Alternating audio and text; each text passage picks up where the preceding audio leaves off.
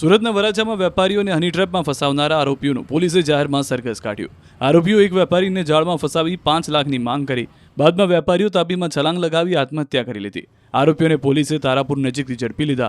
ઘટનાની હકીકત એવી છે કે વરાછા વિસ્તારમાં રહેતા યોગેશભાઈ રેસ્ટોરન્ટમાં કામ કરતા હતા. તે જ રેસ્ટોરન્ટમાં કામ કરતી એક પરિણીત મહિલા નૈના ઝાલા સાથે યોગેશભાઈની આંખ મળી ગઈ. બંને વચ્ચે પ્રેમ સંબંધ બંધાયા. જોકે બંને પરિણીત હોવાથી લગ્ન સમાજની બીકથી તેઓ 5 દિવસ પહેલા ભાગી ગયા હતા. જોકે બાદમાં નૈના ઝાલા તો પરત આવી ગયા, પરંતુ યોગેશભાઈ પરત નહોતા ફર્યા. યોગેશભાઈ તાપીમાં મોતની છલાંગ લગાવીને મોતને વહાલું કરી લીધું હતું.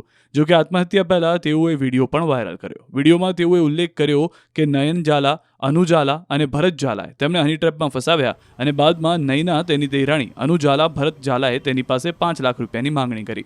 સાથે જાનથી મારી નાખવાની ધમકી આપી. પૈસા માટે તેઓ સતત ત્રાસ આપી બ્લેકમેલ કરતા, જેના કારણે તેઓ આત્મહત્યા માટે મજબૂર થયા. સમગ્ર કેસમાં અનુ ઝાલા માસ્ટરમાઇન્ડ છે. મૃતકની પત્ની ફરિયાદ નોંધાવી આરોપી સામે કડક કાર્યવાહીની માંગ કરી ચૂક્યા છે.